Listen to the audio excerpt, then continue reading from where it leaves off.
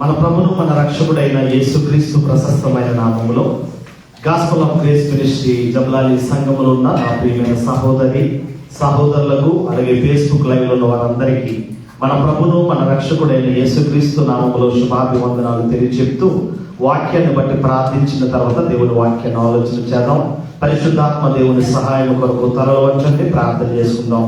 ప్రేమించిన మా కన్న తండ్రి, ఇంతవరకు నీ కృపలో మమ్మల్ని కాపాడి ఈ దినము ఈ విధముగా నీ నామమును బట్టి నేను స్తుతించుటకు, నీ నామమును బట్టి నిన్ను మహిమపరచడానికి నీవు ఇచ్చిన కృపాధన్యతను బట్టి నీ వందనాలు చెల్లిస్తూ ఉన్నాం. నీ కృప చొప్పున మమ్మల్ని బలపరచండి, నీ వాక్యముతో మాతో మాట్లాడండి. నీ వాక్యము నమ్మదగినది, ఆ వాక్యము మనుషులను బ్రతికించేది, ఆ వాక్యమే మనుషుల జీవితంలో వెలుగునిచ్చేదిగా, ఆ వాక్యమే జీవానికి తీసుకువెళ్ళే విధంగా నీ వాక్యం ఉందని మేము గ్రహించిన వారమై నీ మాటలు మేము వినగలిగే మాటలు మేము గ్రహించడానికి, ఆ మాటలను మేము గ్రహించి ఆ వాక్య ప్రకారముగా మేము జీవించడానికి నీ కృపా, నీ సన్నిధి, నీ ప్రత్యక్షత మాకు తోడుగా ఉంచి నీ వాక్యముతో సూటిగా మాతో మాట్లాడమని, నా నోట నీ మాటలు ఉంచి నీ వాక్కులతో మాతో మాట్లాడి మంచి నేలను పడిన విత్తనముల వలె మా హృదయం అనే నేలపై నీ వాక్యము విత్తబడి వాక్య ప్రకారముగా ఫలించడానికి నీ కృప మాకు తోడుగా ఉంచమని, పరిశుద్ధాత్మ దేవుని సహాయం కొరకు ప్రాణాత్మ శరీరములతో లొంగిపోతూ నీ వాక్యముతో మాతో మాట్లాడమని మా ప్రభును మా రక్షకుడైన యేసుక్రీస్తు నామములో అడిగి వేడుకొంచున్నాము తండ్రి. మంచిది. ఈరోజు మీ కొరకు నియమింపబడిన వాక్యం యేసుక్రీస్తు దేవుడా కాదా, యేసుక్రీస్తు దేవుడా కాదా అనే అంశాన్ని రోజు మనం ఆలోచన చేద్దాం. గతించిన వారంలో యేసుక్రీస్తు దేవుడు అనడానికి దేవునికి ఉండవలసిన లక్షణాలు ఏంటి అనేది మనం ఆలోచన చేస్తూ, యేసుక్రీస్తు పరిశుద్ధుడని, ఆయనలో పాపము లేదని, తీర్పులో కూడా ఆయన నీతిమంతుడిగా తీర్చబడ్డాడని మొదటి భాగంలో మనం ఆలోచన చేసాం. అలాగే సృష్టికర్తగా, క్రియేటర్గా, ఆయన సృష్టిని కలిగించిన సృష్టికర్తగా, ఆ సృష్టిలో ప్రతిదీ కూడా ఆయన ద్వారానే కలిగింది అనడానికి ఎన్నో రుజువులతో కూడిన మాటలు మనం బైబిల్ నుంచి మనం ఆలోచన చేయడానికి దేవుడు ఇచ్చిన కృప. ఆ రెండో భాగంలోనే, ఆ సృష్టికర్తలో రెండవ భాగానికి మనం వెళ్తూ ఉన్నాం. దేవుడు అనేవాడికి ఆ పాపము లేని వాడై ఉండాలని, దేవుడు అనే ఆయన అన్ని కాలాలలో ఉన్నవాడై ఉండాలని, దేవుడు అనే ఆయన ఒకరి చేత చేయబడిన వాడిగా ఉండాలి అనేది ఈరోజు మన ఆలోచనలో ముఖ్యమైన ఘట్టముగా మనం ఆలోచన చేస్తున్నాం. దేవుడు అనగానే స్వయంభవుడు. ఏమని చేయండి? స్వయంభవుడు అనేది అందరూ స్వయంభవుడు అంటే తనకు తానుగానే వచ్చాడు. ఎవరో చేతుల ద్వారా ఎవరి ద్వారానో నియమింపబడిన వాడు కాదు. దేవుడు అనే వాడికి స్వయంభవుడిగా ఉండాలి. క్రియేటర్, సృష్టికర్త. ఈ సృష్టికర్తగా స్వయంభవుడిగా ఆయన ఎలా ఉన్నాడు అని ఆలోచన చేయగలిగితే మనం ఎన్నో మార్లు దేవుని వాక్యాన్ని వింటూ ఉంటాం. యోహాను సువార్త 4వ అధ్యాయం 24వ వచనాన్ని నేను జాగ్రత్తగా చదువుతాను. మీరు బైబిల్ విప్పి జాగ్రత్తగా మీ మనసులో చదువుకుంటూ దేవుని వాక్యాన్ని గ్రహించవలసిందిగా మనం చేస్తూ ఉన్నాం. యోహాను సువార్త 4వ అధ్యాయము 24వ వచనంలో దేవుడు అనేవాడు అసలు ఎలా ఉన్నాడు, దేవుడికి ఉండవలసిన లక్షణాలలో ఆయన ఎటువంటి లక్షణం కలిగి ఉన్నాడు అనేది ఆలోచన చేయగలిగితే, యోహాను సువార్త 4వ అధ్యాయము 24వ వచనం అంటాడు, దేవుడు ఆత్మ కనుక ఆయనను ఆరాధించువారు ఆత్మతోనూ సత్యముతోనూ ఆరాధించవలెను. దేవుడు ఎలా ఉన్నాడు? ఇప్పుడు ఆత్మ ఉన్నాడు. దేవుడు ఎలా ఉన్నాడు? ఆత్మ స్వరూపి అంటమే. ఇదేమంటాం? ఆత్మ స్వరూపి అంటాం. ఆత్మ స్వరూపి అంటే అర్థం ఏంటంటే దేవుడు ఆత్మ ఉన్నాడు, కనిపించని అదృశ్య లక్షణం కలిగిన వాడు. ఆత్మగా మారితే ఆత్మగా ఉన్న దేవుడిని మనం చూడగలం. ఆత్మలలో నుంచి వచ్చిన మనం దేవుని ఆత్మలలో నుండి మనం ఆత్మలుగా బయటకు వచ్చాం. మరలా మనం ఆత్మగా ఎప్పుడైతే మారుతామో అప్పుడు ఆత్మస్వరూపమైన దేవుడిని చూడడానికి అవకాశం ఉంటుంది. కనుక దేవుడు అనే వాడు ఎలా 25, 26, 27 వచనాలు మనం జాగ్రత్తగా చదవగలిగితే, నేను మనసులో మీరు చదువుకోండి, నేను ఒక భాగాన్ని చదువుతూ ఉన్నాను. అపోస్తల కార్యములు 17వ అధ్యాయము 24వ వచనంలో, జగత్తును అందరి సమస్తమును నిర్మించిన దేవుడు, సృష్టికర్త, క్రియేటర్, సృష్టికర్త. ఈయన సృష్టికర్తగా ఆయన ఎలా ఉన్నాడు, ఏ విధంగా ఉన్నాడంటే జగత్తును, సృష్టిని, జగత్తును అందరి సమస్తమును కలిగించిన వాడిగా మనకు కనిపిస్తూ ఉన్నాడు. జగత్తును అందరి సమస్తమును నిర్మించిన దేవుడు తానే ఆకాశ ఉన్న హస్తకృత్యములైన ఆలయములలో ఆయన నివసింపడు. హస్తకృత్యములైన ఆలయాలలో ఆయన నివసింపడు. ఇంకా మనం జాగ్రత్తగా చదవగలిగితే ఆయన అందరికీ జీవమును ఊపిరిని సమస్తమును దయచేవాడు కనుక తనకు ఏదో పొదువైనట్టుగా మనుషుల చేతులతో సేవింపబడువాడు కాడు. మరియు యావత్ భూమి మీద కాపురం ఉన్నట్టుకు ఆయన ఒకరి నుండి ప్రతి జాతి మనుషులను సృష్టించి వారు ఒకవేళ దేవుని తరువులాడి కనుగొందురేమో అని తన వెతుకు నిమిత్తము నిర్ణయ కాలమున వారి నివాస స్థలముల యొక్క పొలిమేరలను ఏర్పరచను. ఆయన మనలో ఎవరికి దూరముగా ఉండువాడు కాడు కానీ మనమందరము ఆయన యందు బ్రతుకుచున్నాము, చలించుచున్నాము, ఉనికి కలిగి ఉన్నాము. అటువలే మనం ఆయన సంతానమని మీ కవిస్వరంలో కొందరు చెప్పుచున్నారు. జాగ్రత్తగా ఈ భాగాన్ని మనం జాగ్రత్తగా చదవగలిగినప్పుడు దేవుడు జగత్తును అందరి సమస్తమును నిర్మించిన దేవుడిగా ఉన్నాడు. ఆకాశమునకు భూమికి ఆయన ఎలా ఉన్నాడట? ప్రభువు అయి ఉన్నాడు, రాజు అయి ఉన్నాడు అనేది మనకు అర్థమవుతుంది. ఇక్కడ మనం జాగ్రత్తగా ఆలోచిస్తే హస్తకృత్యములైన ఆలయములలో ఆయన నివసింపడు. మనం జాగ్రత్తగా ఆలోచన చేయగలిగితే ఏది ఆలయం? ఆలయం అంటే ఏంటి అని ఆలోచన చేయగలిగితే ఇగో 4 గోడలతో కట్టబడి బలిపీఠం కట్టబడి పైన సిలువ ఉంటే ఇది ఆలయం అనుకుంటున్నాం మనం. కాదు. ఆలయం అంటే ఏంటంటే నీ దేహమే దేవుని ఆలయం. నీ దేహమే దేవుని ఆలయం. కనుక ఆలయం గురించి మనం జాగ్రత్తగా గమనించినప్పుడు ఇక్కడే దేవుడు ఉంటాడు. మనం చూడండి, మనం చర్చికి వెళ్ళినప్పుడు చాలా డిసిప్లైన్గా వెళ్తాం. హైందవ సోదరులు గుడికి వెళ్ళినప్పుడు చాలా నిష్ఠ కలిగిన వారే వెళ్తూ ఉంటారు. మన ముస్లిం సోదరులు నమాజ్కి వెళ్ళినప్పుడు చాలా నిష్ఠతో వెళ్ళి వాళ్ళు నమాజ్ చేసుకుని వస్తూ ఉంటారు. అంటే అక్కడే దేవుడు ఉన్నాడనే ఆలోచన. మాక్సిమం అందరూ కూడా ఆలోచించేది ఏంటంటే ఇదిగో ఇక్కడ దేవుడు ఉంటాడు, ఈ దేవుడి సమాజంలో దేవుడు నిలిచి ఉన్నాడు కనుక మనం చాలా జాగ్రత్త కలిగి ఉంటాం. ఇక్కడ అంటాడు హస్తకృత్యములైన ఆలయాలలో దేవుడు నివసింపడు అంటాడు. దేవుడు ఉండట. హస్తకృత్యములు అంటే అర్థం ఏంటి? మనుషుల చేతుల ద్వారా కట్టబడిన కట్టడాలు. మనుషుల చేతుల ద్వారా కట్టబడింది. ఈ మందిరము మనుషుల చేతుల ద్వారా కట్టబడిందేనా? అవును. ఈ మందిరం మనలాంటి మనుషుల ద్వారానే కట్టబడిన ఈ మందిరములో దేవుడు ఉంటాడని మనం అనుకుంటున్నాం. అది కట్టాడు. దేవుడు జగత్తును అందరి సమస్తమును నిర్మించిన దేవుడు. ఆయన భూమికి ఆకాశమును పైన ఎలా ఉందట? ప్రభువు అయి ఉన్నాడు, రాజు అయి ఉన్నాడని చెబుతూ హస్తకృత్యములైన ఆలయాలలో దేవుడు నివసింపడు అన్నాడు. ఇంకా జాగ్రత్తగా మనం ఆలోచన చేయగలిగితే సృష్టికర్త అనేవాడు సృష్టించిన సృష్టికి మూలమైన వాడిగా కనిపిస్తూ ఉన్నాడు. సృష్టికర్త అనగానే మనం జాగ్రత్తగా ఆలోచన చేయగలిగితే మనుషులను చేసిన దేవుడు. మనుషులను ఎవరు చేశారు? దేవుడు చేశారు. మనుషులను ఎవరు చేశారు? ఇప్పుడు ట్రెండ్ మారింది ఏంటంటే మనుషులనే దేవుడు చేస్తే ఇప్పుడు మనుషులే దేవుడిని చేసే పరిస్థితికి వచ్చారు. మనుషులు చేసిన దేవుడు, దేవుడిని చేసిన మనుషులు. ఈరోజు దేవుడిని ఎంతమంది దేవుడిని చేస్తున్నారండి? మీరు యూట్యూబ్ చూస్తున్నారు, ఫేస్బుక్ చూస్తున్నారు. అప్పుడప్పుడు చాలా మంది వ్యక్తిగత రూపాలలో కనిపిస్తూ ఉంటారు. ఒంటి మీద బట్టలు లేనాడు కూడా దేవుడే. ఈరోజు దౌర్భాగ్యమైన పరిస్థితి. అది పిచ్చోడైనా దేవుడే. ఒక తమిళనాడు స్టేట్ లో నేను చూసాను, ఒక పిచ్చిది మధ్యస్థిమతో లేని ఒక స్త్రీ వెళ్తా ఇలా టీ తాగి అలా పడేస్తే దానిని నలుగురు పట్టుకుని ఇలాగ నలుగురు చేతులు వేసుకుని తీర్థంగా ప్రసాదంగా తాగుతూ ఉన్నారు.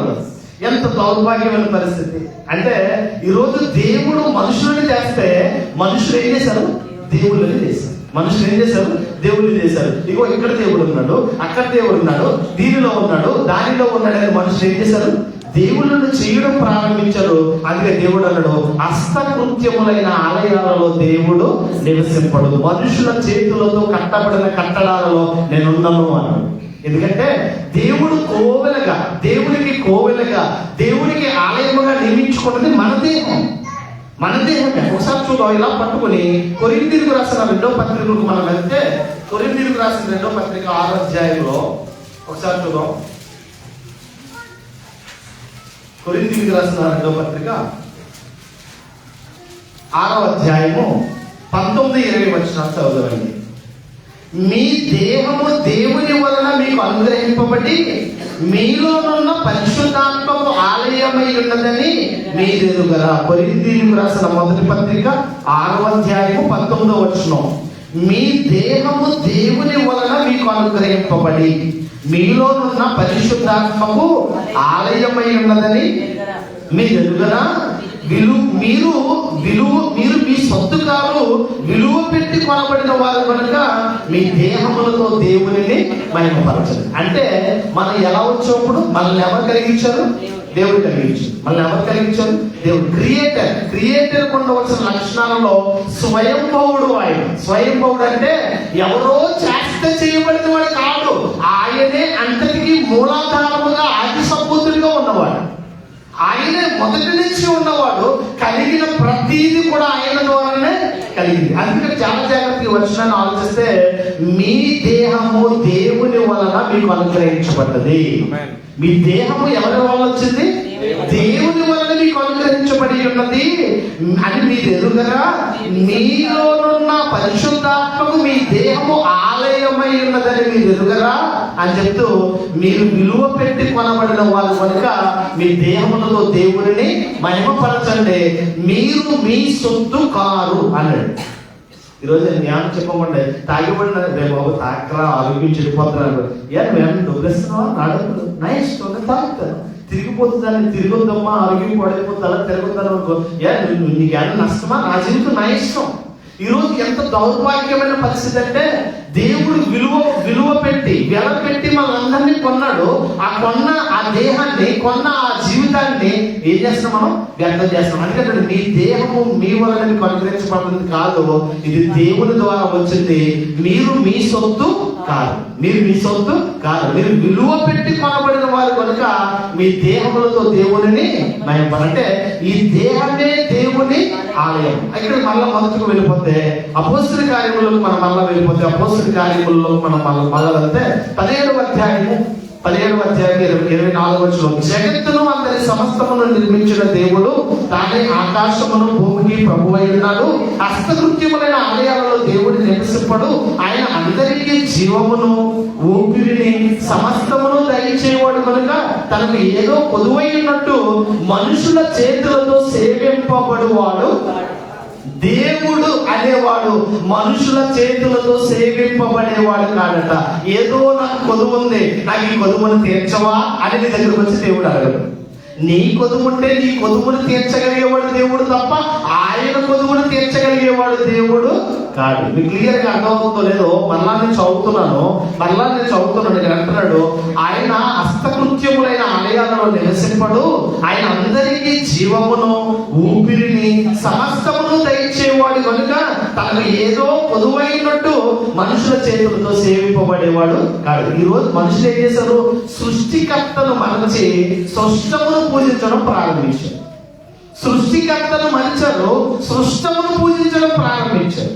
సృష్టం అంటే సృష్టిలో ఉన్న ప్రతిదీ కూడా, చెట్టును చూసినా, మొక్కను చూసినా, రాయిని చూసినా, పామును చూసినా, జంతువుని చూసినా, వీటన్నిటినీ చూసి ఇదే దేవుడు అనుకుంటాం. మీకు క్లియర్గా చెప్తుందండి, ఈ బిల్డింగ్ దాని అంతటా అదే వచ్చేపోయిందా? ఈ బిల్డింగ్ దాని అంతటా అదే అలా వచ్చి తంగ పడిపోయిందా? మనం అలా తయారైపోయి ఎలా వచ్చిస్తుందా? దీన్ని ఎవరో కట్టారు. దీన్ని ఎవరో పనిచేసి దీన్ని మంచి శిల్పిగా, మంచి రూపకర్తగా, మంచి ప్లానింగ్ తో, ఒక సిస్టమేటిక్ గా అనేక వందల మంది జనాలతో కట్టబడింది ఈ మందిరం. లేదండి అలకదండి ఎలా వచ్చి అలా పడిపోయిందండి అన్నకు అవకాశం ఉందా? ఈరోజు మనుషులు ఎలా వచ్చారు? అసలు మనుషులు ఎలా వచ్చారు? ఒకడొక తలలో నుంచి వచ్చాడట, ఒకడేమో భుజంలో నుంచి వచ్చాడట, ఒకడేమో ఉదయంలో నుంచి వచ్చాడట, ఒకడేమో కాళ్ళలో నుంచి వచ్చాడట. దానికి తగిన విధంగా కులం, దానికి తగిన విధంగా మళ్ళా విభజన. తల నుంచి ఎవరైనా వస్తారా? భుజాల నుంచి ఎవరైనా వస్తారండి? అంటే ఈరోజు మనుషులు ఏ విధమైన దౌర్భాగ్య పరిస్థితికి వెళ్ళారంటే, ఆ స్థితిగతులను బట్టి విభజించి పాలన చేయడం ప్రారంభించారు. మీకు క్లియర్ గా మానవ జీవితం ఎలా ప్రారంభమైందో ఆదికాండం 2వ అధ్యాయం 7వ వచనం చదవండి ఒకసారి. నేను చదువుతున్నాను, మీరు తీయండి. ఆదికాండం 2వ అధ్యాయం 7వ వచనంలో 2:7 అంటున్నాడు, అయితే దేవుడైన యెహోవా నేల మట్టితో నరుని నిర్మించి వారి నాసికారంధ్రములో జీవవాయువును ఊదగా నరుడు జీవాత్మ అయ్యెను. దేవుడైన యెహోవా నేల మట్టితో నరుని నిర్మించి వారి నాసికారంధ్రములో జీవవాయువును ఊదగా నరుడు జీవించి పాలించే ఆత్మాయం, జీవించే ఆత్మాయం. జాగ్రత్తగా ఆలోచన చేస్తే మానవుడు ఎలా వచ్చాడు ఇప్పుడు ఈ భూమి మీదకి? మానవుడు ఎలా వచ్చాడు ఈ భూమి మీదకి? కొన్ని గ్రంథాలు చెప్తున్నాయి తలలో నుంచి వచ్చాడని, భుజాల నుంచి వచ్చాడని, ఉదరం నుంచి వచ్చాడని, తొడలో నుంచి వచ్చాడని, అరికాల నుంచి వచ్చాడని కొన్ని గ్రంథాలు చెప్తూ ఉన్నాయి. ఓకే, ఇది పక్కన పెడితే ఇంకా మనం చదువుకున్న టెక్నాలజీ ప్రకారంగా ది బిగ్ బ్యాంగ్ థియరీ అంటుంది. ది బిగ్ బ్యాంగ్ థియరీ ప్రకారంగా ఏదో విస్ఫోటనం జరిగింది, విశ్వ ఆవిర్భావానికి విస్ఫోటనం జరగడం వల్ల ఇగో సృష్టి అంతా కలిగింది, మనుషులందరూ వచ్చారని చెప్తూ ఉన్నారు. ఇంకా మనుషుల గురించి సైన్స్ కి బాగా కొంచెం సాధన పెట్టి సైన్స్ లోకి వెళ్తే మనిషి కోతి నుంచి వచ్చాడు అని చెప్పారు. ది డార్విన్ సిద్ధాంతం అంటాం దీన్ని ఏమంటాం? డార్విన్ సిద్ధాంతం ప్రకారంగా మనుషులు ఎలా వచ్చారట? కోతి నుంచి వచ్చారట. కోతి నుంచి మనుషులు రాకపోతే అసలు ఆలోచన. మరి మనకి కొన్ని కోతి లక్షణాలు ఉన్నాయనో, మరి కోతి నుంచి వచ్చాడని అన్నాడు. లేకపోతే డార్విన్ ని సింపాంజీని పక్కన పెడితే సేమ్ వీడియో లాగా ఉంటాడు. వీడు కూడా డార్విన్ గారు కూడా బహుశా అలాగే ఉండడం నాకులాగానే ఉంది, నాకులాగానే ఉంది, దీని నుంచి నేను వచ్చాను మన సిద్ధాంతాన్ని ప్రతిపాదన చేసేవాడు. అది చదువుకుంటూ ఇప్పటికీ కూడా అదే చదువుతూ ఉన్నాం. జాగ్రత్తగా ఆలోచన చేస్తే మనుషుల నిర్మాణం గురించి, మనల్ని కలిగించిన సృష్టికర్తల గురించి మనం ఆలోచన చేయగలిగితే ఆదికాండం 2:7 అంటాడు, దేవుడైన యెహోవా నేల మట్టితో నరుని నిర్మించి వారి నాసికారంధ్రములలో జీవవాయువును ఊదగా నరుడు జీవించే ఆత్మ. నరుడు జీవించే ఆత్మ. మట్టి బొమ్మగా ఉన్న మనకి ఇదిగో ఈ నాసికారంధ్రములో ఊపిరి ఊదితే ఆ ఊపిరి ఆత్మ ప్రవేశించి మనిషి జీవించే ఆత్మ అయినట. అందుకే ఆయన ద్వారా మనం చలిస్తున్నాము, ఆయన ద్వారా మనం ఉనికి కలిగి ఉన్నాము, మనకి జీవమును ఊపిరిని సమస్తమును కలిగించిన వాడు ఆయన అని అపొస్తలుల కార్యాలు మనం చూస్తూ ఉన్నాం. అంటే మానవ నిర్మాణం గురించి మనం ఆలోచన చేయగలిగితే మానవ నిర్మాణంలోనే మనల్ని కలిగించిన సృష్టికర్త మనకు కనబడతా ఉన్నాడు. దీని స్తోత్రం కలుగును గాక. మనకు కలిగించిన సృష్టికర్త మనకు కనిపిస్తున్నాడు. మనం ఎలా కలిగామో కూడా చెప్తా ఉన్నాడు. పదార్థం ఏంటి? మట్టి. మన పదార్థం ఏంటంటే శుభ్రంగా సంస్థలు చెప్తూ ఉంటారు చాలా మంది, లక్స్ చెప్తూ ఉంటారు కొంతమంది కొన్ని సబ్బులు ఉంటాయి, కొన్ని సబ్బులు ఉంటాయి. ఆ సబ్బులతో తోముతూ ఉంటాం, మైసూర్ శాండిల్ తోముతూ ఉంటాం. ఇలా తోమితే ఏమొస్తుంది? చేతికి మట్టి వస్తుంది, మైసూర్ శాండిల్ రాదు. అంటే మన పదార్థమే మట్టి. అందుకే మొన్నైనది వెలుగుటి వల్లే మరలా మనకు చేరును, ఆత్మ తాను దయచేసిన దేవుని యొద్దకు. అంటే ఆత్మగా మనం ఉన్నాము, మన దేవుడు ఆత్మస్వరూపియే ఉన్నాడు కనుక అందుకే ఆయన ఆరాధించే మీరు ఆరాధనలో ఆత్మతో ఆరాధించండి అని, ఆత్మతో ఆయన ఆరాధన చేయండి అన్నాడు. అందుకే జాగ్రత్తగా చూస్తే ఒకప్పుడు దేవుడు మనుషులను చేస్తే ఇప్పుడు మనుషులు దేవుడిని చేస్తున్నారు. పైగా మనుషుల ద్వారా చేయబడిన దేవుడు ఈ రోజు లోకములో చాలా మంది కోకలగా దేవుళ్ళు తయారైపోయారు. జాగ్రత్తగా ఆలోచించాను. ఈ కాలానికి, కాల చక్రానికి లేదా కాల నియమానికి యుగ పురుషుడిగా శక పురుషుడిగా ఉన్నవారు ఎవరు చెప్పండి? మనం చదువుకున్నాం కదా, సైన్స్ చదువుకున్నా, సోషల్ స్టడీస్ చదువుకున్నా, కాలానికి మూలం ఎవరంటే యేసుక్రీస్తు ఉంటాడు. మీరు సోషల్ లో చదవండి, సైన్స్ లో చదవండి, క్రీస్తు శకము, క్రీస్తు పూర్వము. ఏమిటి కాలానికి యుగ పురుషుడిగా శక పురుషుడిగా ఈయన ఎందుకు నియమించారు? నా దేవుడు యేసుక్రీస్తు దేవుడా కాదా అంటే నా దేవుడు దేవుడే అని చెప్పడానికి మనకి ఎన్నో రుజువులు ఉన్నాయి. ఎన్ని రుజువులు ఉన్నాయి? చరిత్ర ప్రకారంగా, ఆధారాల ప్రకారంగా, బైబిల్ ప్రకారంగా ఎన్నో ఆధారాలు మనం చూపించడంలో కాలాన్ని నియమించడానికి యేసుక్రీస్తునే శక పురుషుడిగా ఎందుకు నియమించారు? మీరు ప్రశ్న వేయండి. యేసుక్రీస్తు దేవుడు కాదు, యేసుక్రీస్తు ఒంటరి వారి కుమారుడు, యేసుక్రీస్తు అక్రమ సంబంధం, యేసుక్రీస్తు విదేశీ దేవుడు, యేసుక్రీస్తు అణగారిన వర్గాలకు చెందినవాడు అని ఎక్కువగా మాట్లాడుతున్న వాళ్ళని మీరు ప్రశ్నించండి. ఏమని? రే కాలానికి మూల పురుషుడు యుగ పురుషుడు ఎవరు అని అడగండి. ఇంకా యేసుక్రీస్తు గురించి ఏమని మాట్లాడతారు తెలుసా? 2000 సంవత్సరాల గురించి చెందినవాడు. యేసుక్రీస్తు ఎంత కాలానికి? 2000 సంవత్సరాల క్రితానికి చెందిన వాడిని నేను చెప్తున్నారు. బైబిల్ చెప్తుంది కలిగి ఉన్నది ఆయన లేకుండా ఆయన ఆది సంభూతుడట. ఆయన సృష్టి ఆరంభం నుంచి యుగాంతం వరకు ఉండేవాడట. ఆయన గురించి ఈ రోజు మూర్ఖులుగా మాట్లాడుతున్నారు అని చెప్పండి. ఇదిగో ఈ అంతకు ముందు యేసుక్రీస్తుకి ముందు ఎంతో మంది గొప్పవారు ఉన్నారు, ఎంతో మంది రాజులు ఉన్నారు, ఎంతో మంది చక్రవర్తులు ఉన్నారు. వాళ్ళందరికీ లేని గొప్ప మహిమ, గొప్ప ప్రభావం ఈయనకే ఎందుకు దక్కింది? ఈ కాలానికి యుగ పురుషుడిగా శక పురుషుడిగా ఈయన్నే ఎందుకు ఎంచుకున్నారంటే ఈయన పరిశుద్ధుడు కనుక. దేవుని స్తోత్రం కలుగునుగాక. పరిశుద్ధుడైన కాలానికి యుగ పురుషుడైన కాలానికి శక పురుషుడిగా ఉన్నాడు. ఈరోజు మనం డేట్ వేస్తున్నాం. ఈరోజు డేట్ వేస్తున్నాం కదండి. ఈరోజు డేట్ ఎంత? 28/4/2024 డేట్ వేస్తున్నాం. అంటే అర్థమైంది తెలుసా? యేసుక్రీస్తు పుట్టి 2023 సంవత్సరాలయ్యి 24లో 4 నెలలో 28వ తారీఖులో మేము ఉన్నాం. అని ఏం చేస్తున్నాం? ఒప్పుకుంటున్నాం. లేకపోతే డేట్ వేయడం మానే. నువ్వు వేసే చెక్ మీద డేట్ వేయకుండా వేసేవాళ్ళు పడ్డది చదవదు. డేట్ కూడా టైం ఉంటుంది. అంటే యేసుక్రీస్తు ఈ రోజు ప్రతి ఒక్కడు ఆడిన నేల మీద డేట్ వేస్తున్న ప్రతి ఒక్కడు కూడా ఒప్పుకుంటున్నాడు. ఏమంటే ఆ దేవుని నమ్మినా నమ్మకపోయినా యేసుక్రీస్తు పుట్టి 2023 సంవత్సరాలు అయ్యి ఈ 2024లో ఈ 4వ నెలలో 28వ తారీఖు డేట్ వేస్తున్నాడంటే యేసుక్రీస్తు శక పురుషుడు అని వాడి నోటితో ఒప్పుకోకపోయినా వాడి కలమతో వాడు ఏం చేస్తున్నాడు? ఒప్పుకుంటాడు. యుగ పురుషుడే. అంతకుముందు దేవుళ్ళు ఉన్నారు కదా. ఏ దేవుడి పేరు ఎందుకు రాయలేదు అక్కడ? చాలా మంది దేవుళ్ళు ఉన్నారు కదండి. చాలా ముక్కోటి దేవుళ్ళు ముక్కోటి దేవతలు ఉన్నారు కదా. ఎవరి పేర్లు లేకుండా ఈయన 2000 సంవత్సరాలు చెందినవాడు అయితే, ఈయనే విదేశీ దేవుడు అయితే, ఈయనే ఒకవేళ వేరే పేరుగా పుట్టుంటే ఈయన ఎందుకు నియమించారు? మీరు ప్రశ్నించండి. ఆ ప్రశ్నకు సమాధానం దొరుకుతుందో మాట్లాడండి. మూర్ఖముగా మాట్లాడుతున్నారు. యేసుక్రీస్తు మీద బురద చల్లాలని, పరిశుద్ధుడైన దేవుడి మీద బురద చల్లాలని చూస్తున్న వారిని ఈ ప్రశ్న వేయండి. ఒక్కడి దగ్గర జవాబు ఉంటే ఒట్టు పోతారు అందరూ కూడా. కాలానికి యుగ పురుషుడైన కాలానికి శక పురుషుడుగా ఆయనే ఉన్నాడు. అందుకే యేసుక్రీస్తు పుట్టాడని నువ్వు వేస్తున్న డేట్ ద్వారా నువ్వే ఒప్పుకుంటున్నావు. ఒక మాటను చూద్దాం, అద్భుతమైన మాటను చూద్దాం. రోమీయులకు రాసిన పత్రిక 1వ అధ్యాయం 20వ వచనాన్ని చదవగలిగితే, రోమీయులకు రాసిన పత్రిక 1వ అధ్యాయం 20వ వచనంలో అద్భుతమైన మాటల్ని చదువుతున్నాను.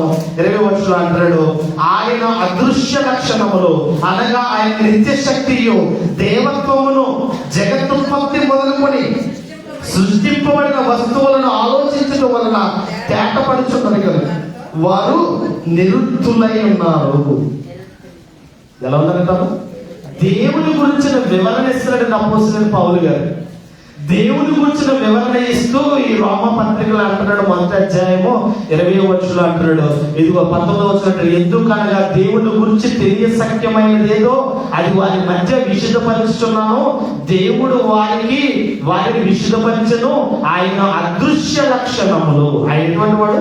కంటికి కనబడిన లక్షణం. ఆయన ఎటువంటి వాడు? ఆత్మ కనబడుతుందా? ఆత్మ కనబడుతుందండి? కనబడదు. అదృశ్యుడైన అక్కడ ఉన్నాడు ఇక్కడ ఉన్నాడు అన్నాడు లేదు. ఆయన అన్ని చోట్ల ఉన్నాడు. ఆయన అంతటా ఉన్నాడు. ఆయన ఇంకా చూస్తే ఆయన అదృశ్య లక్షణములని చెబుతూ ఎవరి ఆయన నిత్యశక్తి. అబ్బా, మీరు నిత్యశక్తిని గురించి ఆలోచన చేస్తే దేవుడు ఉన్నాడని రుజువు చేయగలం మనం. యేసుక్రీస్తు దేవుడా కాదా అనడానికి నేను రుజువు చేయడానికి నేను సిద్ధం. యేసుక్రీస్తు ఉన్నాడు అనడానికి కూడా రుజువు చేయడానికి సిద్ధం. ఉన్నాడని ఎలా చెప్పగలం మనం? ఒక క్వశ్చన్ అడుగుతున్నాను. గాలి ఉందండి బెంజమిన్ గారు, గాలి ఉందా? గాలి చూపించండి. కనిపించని లక్షణం ఏంటది? అది అలాగే లేదు, కనపడలేదు, లేదంటే లేదు. ఉందా? ఉందే. నువ్వు నమ్మాలి. ఫ్యాన్ తిరుగుతుంది, నువ్వు పీల్చుకుంటున్నావు, వదులుతున్నావు గాలి, నవరంధ్రాల్లో వదిలేస్తున్నావు గాలి, నువ్వు పీల్చేస్తున్నావు. నువ్వు గాలి ఉందని నువ్వు నమ్ముతున్నావు. చూపించంటే కరెంట్ ఉంది ఉందనడానికి నువ్వు నమ్ముతున్నావు. ఎలా నమ్ముతున్నావు? లైట్ ఎదుగుతుంది, ఏసు రన్ అవుతుంది, ఇక్కడ మైక్ సౌండ్ వస్తుంది, ఉందని నమ్ముతున్నావు. లేదు, ఉందో లేదో చూస్తాను ప్లగ్ లో వెళ్తావు అనుకో, మాడి మసి అయిపోతావు. ఆయన నిత్యశక్తి, ఆయన అదృశ్య లక్షణములు, ఆయన నిత్యశక్తియు, ఆయన దేవత్వమును జగత్తుత్పత్తి మొదలుకొని సృష్టింపబడిన వస్తువులను ఆలోచించడం వలన తేటపడుతుంది. ఆయన నిత్యశక్తి. సూర్యుడిని చూడండి, బగ మండుతున్నాడు. ఆంధ్ర తెలంగాణ మాడిపోతుంది. తట్టుకోలేకపోతున్నారు, చచ్చిపోతున్నారు చాలా మంది.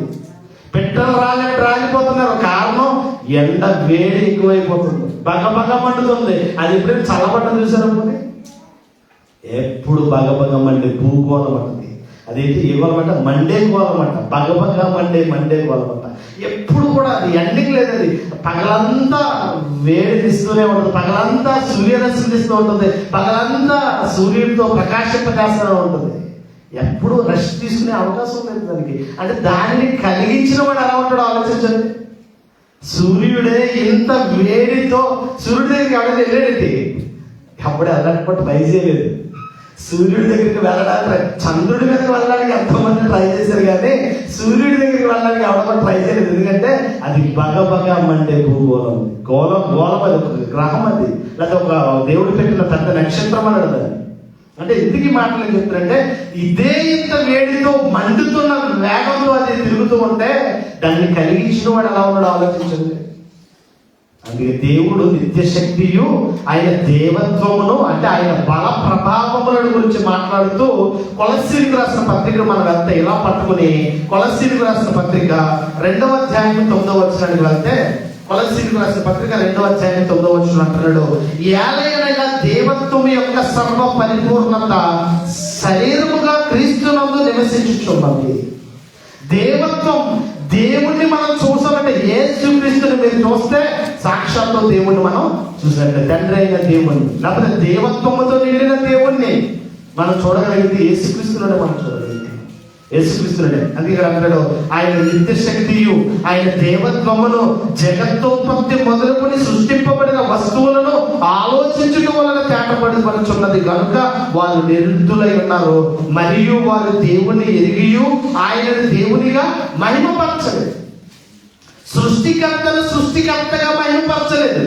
ఇంకా దౌర్భాగ్యమైన పరిస్థితి ఏంటంటే ఇశ్రాయేలీయులకి రాజు ఎవరండి?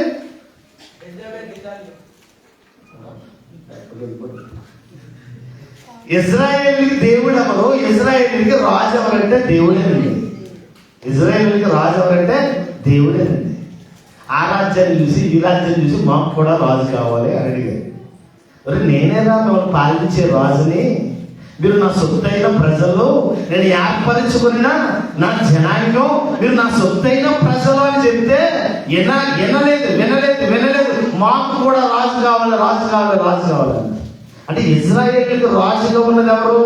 దేవుడే ఉన్నాడు. ఎందుకు ఈ మాటలు చెప్తుందంటే అంత గొప్ప దేవుణ్ణి, అంత గొప్ప మహిమ కలిగిన దేవుణ్ణి, కాబట్టి ఇశ్రాయేలులో రాజుగా దేవుడిగా ఉన్న దేవాది దేవుణ్ణి, మహిమాస్పదము కలిగిన దేవుణ్ణి గడ్డి మీద ఎత్తు రూపాయలు తీసుకొచ్చి కోపం వచ్చేసింది. దేవుడు ఏం చేశారు? మహిమాస్పదము కలిగిన దేవుణ్ణి గడ్డి మీద ఎత్తు రూపాయలు తీసుకొచ్చి నువ్వే మా దేవుడు అన్నారు. ఈరోజు చాలా మంది హైందవ సోదరులు నందీశ్వరుడు అని మొక్కుతున్నారే, అసలు దానికి బీజం వేసిందే మా వాళ్ళు. ఎవరో ఇజ్రాయేలీ, మా పితరులలో వాళ్ళే వేశారు. ఆ ముక్కుల్లో ఈ చెవుల్లో అన్ని వేసి పోత వేస్తా రూపం వచ్చిందట. దాని దగ్గరికి వెళ్ళి నువ్వే మా దేవుడు, ఐగుప్తు బానిసత్వంలో ఆ ఇనప సంఖ్యల మధ్య బాధింపబడుతుంటే నువ్వే మమ్మల్ని విడుదల కలిగించావు, ఎర్ర సముద్రాన్ని 2 పాయలుగా చీల్చిన వాడు నువ్వే, మన్నా నుంచి ఆహారాన్ని కురిపించిన వాడు నీవే, బండ నుంచి నీళ్ళు రప్పించిన వాడు నీవే అని ఏం చేస్తున్నారు? నాట్యమడుతూ భజన చేయడం ప్రారంభించారు. దేవుడి కోపం వచ్చింది. మహిమాస్పదం కలిగిన దేవుని గడ్డిమే ఎత్తు రూపాన్ని తీసుకురాగానే కోపముతో రగిలిపోయాడు. మోషే అడ్డుపడుతున్నాడు, ప్రభువా వాళ్ళు నీ పిల్లలే కదా, కనికరించయ్య. దేవునికి ప్రజలకు మధ్య మోషే నలిగిపోతూ మోషే అడ్డుపడి దేవుని కోపాన్ని చల్లార్చడానికి ప్రయత్నం చేస్తా ఉన్నాడు. కారణం ఏంటంటే సృష్టికర్తగానే స్మరణ చేయాలి. గడ్డి మీద ఎత్తు రూపానికి తీసుకురాలి. గట్టి మీద ఎత్తు రూపానికి ఎంత కోపం అంటే, ఎందుకంటే మా నాన్న పక్కన పెట్టుకునే దారి నాన్న అన్న కూడా మా బాబు గారు మంది పొగలు వచ్చేదన్నమాట కదా. వీడేది దౌర్భాగ్యం పక్కన నేను ఉంటాడు నాన్న దేవుని పిల్లలుగా దేవుణ్ణి ఆరాధించవలసిన వారు, దేవుణ్ణి మహిమపరచవలసిన వారు, దేవుణ్ణి కనపరచవలసిన వారు దేవుని పక్కన పెట్టి, ఆయన మహిమను పక్కన పెట్టి, ఆయన ప్రభావాన్ని పక్కన పెట్టి, ఆయన బల ప్రభావాన్ని పక్కన పెట్టేసి గడ్డి మీద ఎత్తు రూపానికి వెళ్ళి దండం పెడుతుంటే దేవుడు కోపం వస్తుంది. ఇక్కడ కూడా మనుషులు ఇదే పరిస్థితి. ఇప్పుడు రోమిలకు రాసిన పత్రికలు నేను చదువుతున్నాను, 21వ వచనంలో అంటున్నాడు, మరియు వారు దేవుణ్ణి ఎరిగి ఆయనను దేవునిగా మహిమపరచు. దేవుడిని ఎదిగారు. దేవుడు ఏంటో తెలుసు, దేవుని శక్తి ఏంటో తెలుసు, దేవుడి బలం ఏంటో తెలుసు. అయినా సరే దేవునిగా ఆయన ఏం చేయలేదట, మహిమపరచలేదట. మహిమపరచగా ఏం చేశారట, కృతజ్ఞతలను చెల్లింపలేదు. కానీ తమ వాదనల వలన వాళ్ళు వ్యర్థులయ్యేది. వారి అవివేక హృదయం అంధకారమాయను. తాము జ్ఞానులమని చెప్పుకొనుచు బుద్ధిహీనులయ్యేది. వారు అక్షయుడకు దేవుని మహిమను క్షయమయు, మనుషుల యొక్కయు, పక్షుల యొక్కయు, చతుష్పాద జంతువుల యొక్కయు, పురుగుల యొక్కయు ప్రతిమాస్వరం మార్చేశారు. ఎవరంటే ప్రారంభికులు? ఎవరంటే ఇజ్రాయేలీయులు. అంటే వీళ్ళకి ఎక్కడొచ్చిందండి దిక్కుమాలిన సహవాసం? అంటే ఐగుప్తులో ఉన్నారు వాళ్ళు. అమాలేకీయుల దగ్గర కొంతమంది ఉన్నారు. ఫిలిస్తీన్ల దగ్గర కొంతకాలం బానిసలుగా వెళ్ళిపోయారు. వీళ్ళు బబులోను సామ్రాజ్యానికి వెళ్ళిపోయారు. మాదీయ సామ్రాజ్యానికి బానిసలుగా వెళ్ళిపోయారు. వీళ్ళందరూ అక్కడ బందీలుగా ఉండి వాళ్ళ పనికి మాలిన అలవాట్లన్నీ వీళ్ళంతా కూడా ఏం చేశారు? అదే సహవాసములో నువ్వు నలుగురితో దైవికమైన సహవాసం కలిగి ఉంటే నువ్వు దైవికంగా వర్తిల్లుతావు. తాగుబోతుల మధ్య, వ్యభిచారుల మధ్య, పనికి మాలిన వాళ్ళతో సహవాసం చేస్తే నీకున్న మంచి లక్షణాలు కూడా వెళ్ళిపోతాయి. దుష్ట సాంగత్యము మంచి నడవడిని తెలిపేస్తుంది. నువ్వు ఎంత గొప్పడమైతే దుష్ట సాంగత్యం మంచి నడవడిని చెప్పేస్తుంది. ఒక పుట్ట నిండా ఫలాలు ఉన్నాయి, మధ్యలో ఒక ఫలం కుళ్ళిపోయింది. దాన్ని అలాగే ఉంచామనుకోండి, కనుమ ఫలాలు బాగుంటాయా? అవి కూడా ఏమవుతాయి? కారణం ఏంటి? ఆ కుళ్ళిపోయిన దాన్ని వెంటనే తీసి దూరంగా పడేస్తే ఇవి బాగుంటాయి కొంతకాలం. ఈరోజు మన సాంగత్యం, మన సహవాసం, ఈరోజు మన భక్తి, మనం ఎలా ఉన్నాం, ఎవరితో గడుపుతున్నాం, ఎవరితో మన స్నేహం అని ఆలోచన చేయవలసిన అవసరం ఉంది. ఇక్కడ కూడా ఇజ్రాయేలీలు అన్య దేవతల ఆచారాలను అవలంబించేసుకున్నారు. ఏం చేసుకున్నారు? నేర్చుకుని మహిమాస్పదం కలిగిన దేవుణ్ణి గడ్డి మేతురు పని తీసుకొచ్చారు. సృష్టికర్తను పక్కన పెట్టేశారు. ఇక్కడ కూడా వెళ్ళేంటి, మేము జ్ఞానులమని చెప్పుకొనొచ్చు బుద్ధిహీనులయ్యారు. వారు అక్షయుడకు దేవుని మహిమను క్షయమయు మనుషుల రూపంలోకి, జంతువుల రూపంలోకి, పక్షుల రూపంలోనికి మార్చేశారట. ఎందుకు మార్చేసారంటే అక్షయుడకు దేవుడు అంటే ఎన్నడూ నాశనము లేని దేవుడు అని. అక్షయుడకు దేవుడు అంటే అర్థం ఏంటి? ఎన్నడూ నాశనము లేదు ఆయనకి. నాశనము లేని దేవుణ్ణి, మహిమాస్పదం కలిగిన దేవుణ్ణి గడ్డి మేయుతు రూపానికి తీసుకొచ్చారా? పక్షుల రూపానికి తీసుకొచ్చారా? చేపల రూపానికి తీసుకొచ్చారా? రాళ్ళు రప్పల రూపానికి తీసుకొచ్చారా? దేవుడు కోపం వచ్చేస్తుంది. అందుకే చాలా చక్కగా చెప్తున్నాడు, పురుగుల యొక్కయు, చతుష్పాద జంతువుల యొక్కయు, పక్షుల యొక్కయు, మనుషుల యొక్కయు క్షయమకు ప్రతిమా రూపములుగా ఏం చేశారట? మార్చేశారట. దేవుడు అనేవాడు అక్షయుడండి. క్షయమని దేవుడికి అర్థం లేదు. దేవుడికి ఏం లేదు? సీజన్ లో వచ్చి వెళ్ళేవాడు కాదయ్యా మా దేవుడు నిత్యము స్తోత్రార్హుడు, నిత్యము పూజార్హుడైనా, నిత్యము ఆరాధనకు యోగ్యుడైన, పూజకు అర్హుడైన. అవసరాన్ని బట్టి, సీజన్ బట్టి వచ్చి వెళ్ళిపోయేవాడు కాదు. ఇది మనుషులకి ఏదో పొదుగుందరుడే, బాబు నాకు అవసరం ఉంది మీరు తీర్చండి రా అని అడిగే దేవుడు కాదు. మనుషుల అవసరాలనే తీర్చే దేవుడు. ఎవరు వస్తారు? నీకు అక్కరగా ఉన్నవేమో నువ్వు అడగక ముందే నాకు తెలుసు. మనం అడగవలసిన అవసరం లేదు. మనం నమ్ముకున్న దేవుడు గొప్పవాడండి. మనం అడుక్కోవాల్సిన అవసరం లేదు. దేవుడు మన అక్కరలను ఎరిగిన దేవుడైనా ప్రతి అవసరము క్రీస్తు మహేశ్వరము ద్వారా తీర్చబడుతుందట. దేవుడు ఎంత గొప్పవాడు. ఏలియా చరిత్ర మీరు ఎప్పుడైనా చదివితే ఏలియా కెరీతు వాగు దగ్గర ఉన్నాడండి. ఏలియా నువ్వు అక్కడే ఉండు, ఆ నీళ్లు దాహం కాకపోతే ఆ కెరీతు వాగులో నీళ్ళు తాగినాడు అంతే. ప్రభు మరి ఏంటి మన ఫుడ్ ఏంటి, ఏంటి నీ మెనూ ఏంటంటే నాకు మొక్క లేకపోతే కుదరదు. ఏమన్నాడు? నాకు మొక్క లేకపోతే కుదరదా బాబు, నాకు మొక్క కావాలి అని. ఓకే, కెరీతు వాగులో ఉండు, నువ్వు ఆ నీళ్ళు తాగుతూ ఉండు. మరి ఎలాగ ఆహారం? నేను డెలివరీ బాయ్స్ ఉన్నారు ఇక్కడ, 4 నెలలు ఉన్నారు కదా, తలాబంత ఉంటుంది కదా, ఆ టైప్ నేను డెలివరీ చేస్తాను. నువ్వు అక్కడే ఉండి చక్కగా నీళ్ళు తాగుతూ చక్కగా ప్రార్థన చేసుకోవాలి. ఎవరి చేత పంపుడు ఆహారం? కాకుల చేత ఆహారం పంపుడు. కాకుల చేత. కాకి లక్షణం ఏంటి? నీ చేతిలో ఉన్నదే ఎత్తుకుపోయే రకం అది, నీ చేతిలో ఉన్నదే తగ్గిపోయే రకం అది. దాని చేత ఆహారం పంపించాడు. ఎప్పుడు? ఉదయము మధ్యాహ్నము సాయంత్రం, ఉదయము మధ్యాహ్నము సాయంత్రం. రాజభవనంలోంచి ఆహారం వస్తుంది. ఎవరికి? దేవుని నమ్మిన నమ్మకస్తులుగా ఉన్న పిల్లలను దేవుడు కొదవచ్చు. సింహపు పిల్లలు లేమి కలని ఆకలి కొనినా నన్ను నమ్మిన పిల్లలు నేను ఆకలి కొననివ్వను. కాకులు అనుకున్నాయట, కావు కావు ఇవి మావి కావు ఏలియా వేయని పట్లు చదివేట. ఏమంటే కాకు ఏమంటే కావు కావు కావు కావు అంటే కదా, కావు కావు కావు కావు ఇవి మావి కావు ఏలియావే అని ఎగురుతూ ఎగురుతూ ఎగురుతూ ఎగురుతూ పట్టుకొచ్చి ఏలియా దగ్గర పెట్టి వెళ్ళిపోయాట. అంటే దేవుడు ఎంత గొప్ప దేవుడు అంటే ఆయన అక్షయుడు కాని, క్షయమయ్యే దేవుడు కాదైనా నిత్యము నిలిచే దేవుడు. జగత్తుత్పత్తి చూడండి, ఈ ప్రకృతిని చూడండి, ప్రకృతిలో ఉన్న సమస్తాన్ని చూడండి, మీరు ఏది చూసినా దేవుడు గుర్తు రావాలి. మొట్టమొదటి మన దేవుడు ఎప్పుడు గుర్తుంటారంటే బాగా ఎక్కువైపోతుంది గుర్తుంది కదా. ఎప్పుడు గుర్తుంటారు దేవుడు? మనసు బాగోకపోతే, బాగా ఎక్కువైపోతే, మా ఇద్దరు రోగం వస్తే అప్పుడు దేవుడు గుర్తుంటాడు. ఏది లేదనమాట దేవుడే గుర్తున్నాడు కదా మనకి. దేవత్వం గురించి చెబుతూ ఆయన ఎలా ఉన్నాడట, ఎన్నడూ నాశనము కాని దేవుడిగా ఉన్నాడట. మనుషులు ఏం చేశారట, అవివేక హృదయం కలిగిన వారై అంధకారమైన కన్నులు కలిగి వారు జ్ఞానులు అని చెప్పుకొనొచ్చు బుద్ధిహీనులయ్యి క్షయమైన అక్షయుడైన దేవుణ్ణి క్షయమగు రూపానికి మార్చేస్తారు. ఎందుకు ఇలా జరిగిందంటే సృష్టికర్తను మర్చిపోయారు. వీళ్ళు ఏం చేశారు? సృష్టికర్తను మర్చిపోయారు.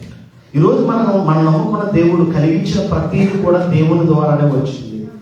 నీకు కలిగిన ప్రతీది కూడా నీ సామర్థ్యమే అవ్వచ్చు, నీ శక్తే అవ్వచ్చు, కానీ ఆ శక్తిని, ఆ సామర్థ్యాన్ని, ఆ బలాన్ని, ఆ జ్ఞానాన్ని ఇచ్చింది ఎవరు? అక్కడికి వెళ్ళాలి మనం. చాలా మంది చెప్తారండి, 4 అంతస్తుల బిల్డింగ్ నా కష్టార్జితంతో కట్టానండి ఇది. ఏమంటారు? కనుచూపు మేర పొలాన్ని నా కష్టార్జితంతో దుబాయ్లో 10 సంవత్సరాలు పనిచేసి అంతా సంపాదించుకున్నాండి, నా కష్టార్జితం అండి అంటే వెరీ గుడ్. అసలు నీకు ఆ బలాన్ని ఇచ్చింది ఎవరు? ఆ తెలివినిచ్చింది ఎవరు? ఆ జ్ఞానాన్ని ఇచ్చింది ఎవరు? సంపాదించుకోవడానికి ఆ జ్ఞానాన్ని ఇచ్చింది ఎవరు? అసలు దేవుడు కదా. ప్రతి దానిలో నువ్వు దేవుడిని తీసుకురావాలి. ప్రతి దానిలో నీ సృష్టికర్తను నువ్వు స్మరణకు రావాలి. సృష్టికర్త అనేవాడు స్వయంభవుడిగా ఉన్నాడు. నీ అవసరాన్ని ఆయన తీరుస్తా తప్ప ఆయన అవసరాన్ని నువ్వు తీర్చే పరిస్థితిలో ఆయన లేడు లేడు లేడు లేడు. కనుక ఈయన సృష్టికర్తగా మనం కాలానికి యుగ పురుషుడిగా, సగపురుషుడిగా, చరిత్ర కాలాలను లెక్కించుటకు మధ్యవర్తిగా ఆయనే ఉన్నట్లుగా మనం చూస్తూ ఉన్నాం. ఓకే, దేవుడికి ఉండవలసిన లక్షణాలు 2 కంప్లీట్ అయ్యాయి. మొదటి లక్షణం ఏంటి చెప్పండి? పరిశుద్ధుడు. అంటే ఆయన ఎటువంటి వాడు?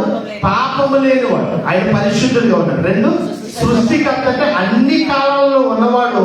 కలిగి ఉన్న ప్రతిదీ కూడా ఆయన ద్వారా కలిగింది. సమస్తానికి ఆయనే ఆధారభూతుడిగా ఉన్నాడు. ఆయనే ఆధారభూతుడిగా, ఆది సంభూతుడిగా, అక్షయుడకు దేవుడిగా ఆయన ఉన్నట్లుగా మనకు కనిపిస్తుంది. 3 పాయింట్లకు వెళ్దాం. 3 పాయింట్లకు వెళ్తే ప్రజల కొరకు ప్రాణం పెట్టిన వాడు దేవుడు. చాలా మంది దేవుళ్ళు ఉన్నారు, వాళ్ళ చరిత్రలు నేను చదివానండి. నన్ను అడిగితే ప్రతి దానికి నా దగ్గర జవాబు ఉంది. నేను అందరి చరిత్రలు చదివాను, నా దగ్గర జవాబు ఉంది. ప్రజల కొరకు ప్రాణం పెట్టిన వాడు దేవుడా? ప్రజల ప్రాణాలను తీసిన వాడు దేవుడా? చెప్పండి. 3 మేకులు పీక్కోలేడు పనికి మన గదవాడు. ఏమంటాడు? 3 మేకులు పీక్కోలేడు దేవుడు అని అడుగుతాడు. ఒర్రే, ఆయన అలాగా ప్రాణం పెట్టకపోతే మనకు పాపక్షమాపణ లేదు. ఆయన ప్రాణం పెట్టకపోతే మనకు రక్షణ లేదు. ఆయన చేతకాని వాడు కాదు. ప్రజలను రక్షించుట కొరకు ప్రాణం పెట్టడానికి వచ్చాడు ఆయన. ఈరోజు మూర్ఖంగా మాట్లాడుతున్నారు చాలా మంది యూట్యూబ్లు. బయటికి రావట్లేదు, రమ్మంటే రావట్లేదు, రమ్మంటే రావట్లేదు. రాబాబు కూర్చున్నామంటే రావట్లే. ఏం చేస్తున్నారు? ఇంట్లో కూర్చుని 4 గదుల మధ్య ఏం చేస్తున్నారు? ఇది పని. క్రైస్తవులు మరి మనకు 4 ముక్కలు తెలిస్తేనే కదా అడగడానికి, మాట్లాడడానికి కావాలి. మనోళ్ళ మన దేవుడి కోసం ఎవరైనా ఏదేనంటే దేవుడు చూసుకుంటాడండి, మనకెందుకులండి. నిన్నంటే నీ భార్య అంటే నువ్వు ఎగరేసుకుంటే వెళ్ళిపోతావు, త్వరలో నేను వచ్చేస్తావు అవసరమైతే. అంటే నీ భార్య దగ్గరికి, నీ దగ్గరికి వచ్చినప్పుడు ఒక రూపం. నిన్ను నమ్ముకున్న దేవుడు, నీ కోసం ప్రాణం పెట్టిన దేవుడు కోసం ఎవరైనా మాట్లాడితే దేవుడు చూసుకుంటాడండి. మరి నువ్వెందుకు పనికి మాట్లాడాలి? నిన్ను పెంచడం ఎందుకు? నిన్ను పోషించడం ఎందుకు? నిన్ను కాపాడడం ఎందుకు? ఈరోజు మన దేవుడు ఎంత గొప్ప దేవుడు అంటే పాపుల కొరకు ప్రాణం పెట్టడానికి కూడా సిద్ధపడి వచ్చిన వాడు. ముందే చెప్పాడు, నువ్వు వెళ్తే ఇవి ప్రజలందరినీ రక్షించాలని వెళ్తున్నావా, ఎన్నో హింసలకు గురవుతావు, నువ్వు కొరడా దెబ్బలు తింటావు, నువ్వు అవమానాలు తింటావు, రాళ్ళ చేత దెబ్బలు తింటావు, నువ్వు నిన్ను చంపడానికే చూస్తారు, శిక్ష ఘోరాతి ఘోరంగా నిన్ను శిక్షిస్తారంటే చిత్తము ప్రభు నేను వెళ్తాను అన్నాడు. ప్రతి దానికి తల వంచి వచ్చాడు. అంటే తగ్గించుకున్నాడని చేత కాని వాడు కాదు, తగ్గించుకున్నాడు కనుక దేవుడు అతను ఏం చేశాడు. అది ఎరగని వాడు వక్రంగా మాట్లాడుతాడు. అది ఎరగని వాడు ఎలా మాట్లాడుతాడు, వక్రంగా మాట్లాడుతూ ఉంటాడు. ఇక్కడ ప్రజల కొరకు ప్రాణం పెట్టిన వాడు దేవుడు, ప్రజల ప్రాణాలను తీసిన వాడు దేవుడు కాదండి. చూద్దాం, బైబిల్ చూద్దాం.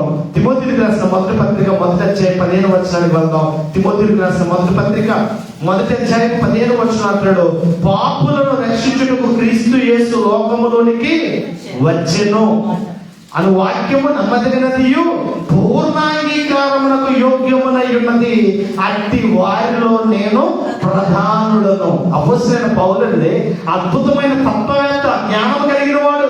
గమాలియేలు పాదాల చెంత కూర్చుని ధర్మశాస్త్రాన్ని అవపోషణ చేసిన పౌలు గారు అంటాడు, ఇదిగో పాపులలో ప్రధాన పాపి నేనే అంటాడు.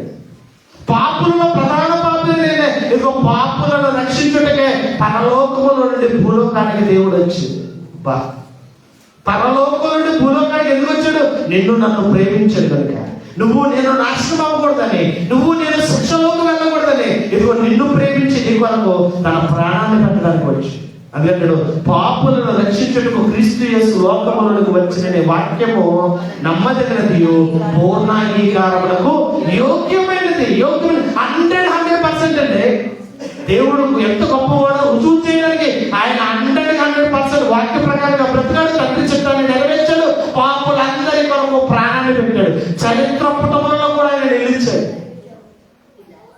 యేసుక్రీస్తు చచ్చిపోలేదా, పారిపోయాడా ఎక్కడుందండి. యేసుక్రీస్తు చచ్చిపోలేదండి, పారిపోయాడండి. చచ్చిపోయాడని ఇలా చిత్రీకరించారని చెప్తున్నారు. నిజంగా యేసుక్రీస్తు జీవితం గురించి మనం ఆలోచన చేస్తే ఆయన చనిపోయాడు, సమాధి చేయబడ్డాడు, మృత్యుంజయుడిగా తిరిగి లేచాడని ఖాళీ సమాధి ఎప్పటికీ సాక్షాత్తంగానే ఉంది. నేను స్తోత్రం కలిగి ఇప్పటికీ సాక్షాత్తంగానే ఉంది. అరే నా దేవుడు బ్రతికాడు, చనిపోయాడు, సమాధి చేయబడ్డాడు, 3వ దినాన తిరిగి లేచాడని చెప్పడానికి రుజువులతో చరిత్ర పటములలో శకపురుషుడిగా దేవుడు నిలిచాడు. ఎంత గొప్ప దేవుడు. పాపుల కొరకు ప్రాణం పెట్టాడు ఆయన. అవునంటాడు. అందుకే అంటాడు, చాలా చక్కగా అంటాడు, పాపులను రక్షించుటకు క్రీస్తు యేసు లోకములోనికి. అవును, నన్ను రక్షించడానికి వచ్చి నేను పాపిని. పౌలు గారు అంటాడు, నేను పాపిని, పాపులలో ప్రధాన పాపిని నేనే. అబ్బా, ఏం ఒప్పుకుంటాడండి, కప్పుకుంటలేదు. నేను పాపిని అని ఒప్పుకుంటాడు. ప్రధానుడు పాపులందరిలో నేనే మొట్టమొదటి వాడిని అంటాడు. ఏంటి, నన్ను రక్షించడానికి వచ్చాడు. అందుకే ఆయన జీవితంలో మార్పు. సౌలుగా ఉన్నప్పుడు తన జీవితం వేరు, పౌలుగా మారిన తర్వాత తన జీవితమే వేరు. ఒకప్పుడు ఆ జనులను హింసించాడు, ప్రభు కొరకు ఆయన హింసలకు వెళ్ళిపోయాడు. ఒకప్పుడు క్రైస్తవులుగా నమ్మిన వారిని చెరసాలలో వేశాడు, క్రీస్తును నమ్మిన తర్వాత అతనే ఎన్నో మార్లు చెరసాలకు వెళ్ళిపోయాడు. అంటే పౌలు జీవితంలో మార్పు, యేసుక్రీస్తు పాపిగా ఉన్న వాడిని రక్షించడానికి. అందుకంటాడు, ఈ యుగంలో దౌర్భాగ్యమైన జీవితం ఇది, ఈ దుర్దినములు ఇవి, అపాయకరమైన దినములు. అందుకే చెప్తాడు యోధా పత్రికలు అంటాడు, అగ్నిలో నుండి లాగినట్లుగా కొందరిని లాగి రక్షించి. అగ్నిలోకి వెళ్ళిపోతున్నారండి అందరూ, నిత్యాగ్ని దండనకు ఆహుతైపోతున్నారు. వాళ్ళని మీరు ఏం చేయాలి, లాగాలి, పట్టుకుని అగ్నిలో ఉన్న వాళ్ళని లాగి పైకి లేపండి, వాళ్ళు రక్షించండి అంటున్నాడు. ఇక్కడ కూడా అంటాడు, పాపులను రక్షించుటకే క్రీస్తు యేసు లోకములోనికి వచ్చింది. యేసుక్రీస్తు ఏ పాపం చేయలేదు, ఆయనలో ఏ నేరము లేదు, కానీ పాప భారాన్ని మోసుకునే పోయే వచ్చాడు. గొర్రె పిల్లగా వచ్చాడు. వచ్చి కత్తిరించు అని ఎదుట మౌనముగా ఉన్నట్లుగా మౌనముతోనే వచ్చాడు. తండ్రి చిత్తాన్ని నెరవేర్చి, ప్రజలకు రక్షణించి, ప్రజలకు పాపక్షమాపణ కలిగించి వెళ్ళిపోయాడు. అందుకే రుజువులతో మనం చదవగలిగితే, పేతురు రాసిన మొదటి పత్రికను మనం చదవగలిగితే, పేతురు రాసిన మొదటి పత్రిక 2వ అధ్యాయం 24వ వచనం నేను చదువుతున్నాను. పేతురు రాసిన మొదటి పత్రిక 2:24 అంటున్నాడు, మనము పాపముల విషయమై చనిపోయి నీతి విషయమై జీవించినట్లు ఆయనే తానే శరీరమందు మన పాపములను మ్రాణి మీద మోసుకునెను, అతడు పొందిన గాయముల చేత మీకు స్వస్థత కలిగించు. మన పాప భారాలు మోసుకుంటూ వెళ్ళాడండి ఆయన. బాప్తిసం ఇచ్చి యోహాను యోర్దాను నదిలో బాప్తిసం ఇస్తుంటే యేసుక్రీస్తు అలా అంటాడు, ఇదిగో లోక పాపములను మోసుకుని పోవు దేవుని గొర్రెపిల్ల వెళ్ళిపోతుంది. లోక పాపాలను మోసుకుని గొర్రెపిల్ల యేసుక్రీస్తు మన పాప భారాలను, ఆయన నీతిమంతుడే అనీతిమంతుడైపోయాడు, ఆయన పరిశుద్ధుడే పాపిగా మారవలసిన అవసరం ఏముందంటే నీ పాప భారాన్ని ఆయనే మోసాడు, నీ పాప భారాన్ని ఆయనే మోసాడు. అందుకే చాలా చక్కగా పేతురు గారు మాట్లాడుతున్నాడు, ఇదిగో క్రీస్తు కూడా మీ కొరకు బాధపడి మీరు ఆయన అడుగు జాడల్లో మీరు నడుచున్నట్లుగా మీకు మాదిరి ఉంచిపోయాడట. 24వ వచనంలో అంటాడు, మనం పాపముల విషయమై చనిపోయి నీతి విషయమై జీవించున్నట్లు ఆయన తానే తన శరీరమందు మన పాపములను రాణి మీద మోసుకుని పోయెను, అతడు పొందిన దెబ్బల చేత మనకేంటి స్వస్థత. రోగులందరికీ స్వస్థత యేసు రక్తంలో, ఆయన పొందిన గాయముల ద్వారా మనకు స్వస్థత. యేసు రక్తం ఎంత గొప్పదా, పవిత్రమైన రక్తం అండి, నిర్దోషమైన రక్తం అండి, నిష్కల్మషమైన రక్తం. పాపులలో చేరక ప్రత్యేకముగా మన ప్రధాన యాజకుడికి సరిపోయిన వాడెవడు అంటాడు. అంటే ఆయన ఎంత ప్రత్యేకత కలిగిన దేవుడు. మరి నువ్వేంటి పాపగా బ్రతుకుతున్నావు, నువ్వేంటి ఇంకా పాపం విడనాడకుండా బ్రతుకుతున్నావు, నువ్వేంటిగా పాపులుగా బ్రతుకుతున్నావు. నీకోసం ప్రాణం పెట్టిన ప్రభువు చేసిన త్యాగం నీకు మధ్యలోకి రాలేదా? రాలేదు. బాప్తిసం తీసుకోవడానికి టైం పడుతుంది చాలా మంది. మాకు ఇంకా టైం కావాలంటే దేనికి? చచ్చిపోవడానికి టైం పడుతుంది ఏంటి? అడుగుతాను, రేపు ఏం జరుగుతుందో మీకు తెలియదు అన్నట్టు మీ జీవమే పడుతుంది. మీరు కొంతసేపు కనబడి అంతలో మాయమైపోవు. ఆవిరి నీ జీవితం విలువ నీకు తెలిస్తే ఆవిరి ఆవిరి ఆవిరి అంతసేపు ఉంటుంది. క్షణం క్షణం నీ బ్రతికే నీడ లాంటిదట, ఆవిరి లాంటిదట, ఆ గడ్డి మీద గడ్డి పువ్వు లాంటిదట, నీటి మీద బుడగ లాంటిదట. ఇటువంటి గొప్ప ఆయుష్కరమైన ఆయుష్కాలం ఇది. ఇంకా దేవుడు నెరగడానికి టైం అడుగుతాను, నాకు టైం కావాలి, ఇంకా మారు మనసు పొందాలి, ఇంకా రక్షణ పొందాలి, ఇంకా బాప్తిసానికి టైం తీసుకుంటాం. ఇదే మన పరిస్థితి. యేసుక్రీస్తు చేసిన శిలువ త్యాగం నీకు అర్థమవుతే క్రీస్తును స్వరక్తములుగా ఇప్పుడే అంగీకరించాలి. ఇదే అనుకూలమైన సమయం, ఇదే రక్షణ దినం అన్నాడు. అది యేసుక్రీస్తుని గురించి మనం చదవగలిగితే అంటాడు, పాపులను రక్షించడానికి వచ్చాడట. ఆయన త్యాగము ప్రత్యేకమైన త్యాగము కలిగిన వాడే వచ్చినట్టు మనం చూస్తున్నాం. రోమీయులకు రాసిన పత్రిక 5వ అధ్యాయం 6వ వచనం చదువుతున్నాం. రోమీయులకు రాసిన పత్రిక 5:6లో 5:6 అంటున్నాడు, ఏలయనగా మనం ఇంకా భక్తిహీనులమును బలహీనులమై ఉండగా క్రీస్తు యుక్త కాలమున భక్తిహీనుల కొరకు చనిపోయాను, నీతిమంతుడి కొరకు సైతమప్పుడు చనిపోవటారు, మంచివాని కొరకు ఒకవేళ ఎవడైనా చనిపోవ తెగింప వచ్చును. అయితే దేవుడు మన ఎడల తన ప్రేమను వెల్లడిపరిచెను, ఎట్లనగా మనం ఇంకా పాపులమై ఉండగానే క్రీస్తు మన కొరకు ఏంటండి మంచుడి కోసం ఎవరైనా చనిపోయాడు అర్థం ఉందండి. మంచుడి కోసం వైఎస్ రాజశేఖర రెడ్డి గారు చనిపోయినప్పుడు వాళ్ళు 100 మంది చచ్చిపోయారండి. ఇది చచ్చిపోయారు. ఆయన ఎటువంటి వాడు? మంచుడండి. ప్రజలకు మంచి చేశాడు, రైతులకు మంచి చేశాడు, రుణమాఫీ చేశాడు, ఎంతో మందికి చదువులు ఇచ్చాడు. ఆయన చనిపోగానే చాలా మంది ఎమోషనల్ గా ఫీల్ అయ్యి హార్ట్ అయిపోయి చచ్చిపోయాడు. మంచుడి కోసం మంచుడు చచ్చిపోతాడండి. వీరప్పటి కోసం చచ్చిపోతే ఆడ చచ్చిపోడేంటి? సత్తా వచ్చేది చచ్చిపోతే ఆడ చచ్చాడేంటి? మంచుడు కోసం మంచుడు చచ్చిపోవడం సహజమే. నువ్వు అనీతిమంతుడు, నువ్వు పాపిగా ఉన్నావు, నిర్దోషిగా ఉన్నావు, లోకములో ఉన్నావు, పాపములో ఉన్నావు, నీ కొరకు ఎవరు చచ్చిపోతాడు? చెడ్డోడి కోసం ఎవరైనా మంచిగా చచ్చిపోతాడా? కానీ నిన్ను ప్రేమించాడు. ఇదిగో దేవుడు లోకమును ఎంతో ఐ లవ్ యూ అని చెప్పడం వేరు, ఎర్రపు పట్టుకుని తిరిగేది కాదు ఇది. ఐ లవ్ యూ అని ఎర్రపు పట్టుకుని అర్థం కాదు. ఐ లవ్ యూ అన్నదాన్ని రుజువు చేయాలి. ఏం చేయాలండి? రుజువు చేయాలి. రుజువు చేయాలి. నేను నిన్ను ప్రేమిస్తున్నానని రుజువు చేయడానికి మన కొరకు ఆయన ప్రాణం పెట్టేసేది. మరి నువ్వు కూడా నిన్నే ప్రేమింతును మొదలెడతావు కదా. ఏ ప్రేమించావు, ఏం చేసావు దేవుడి కోసం?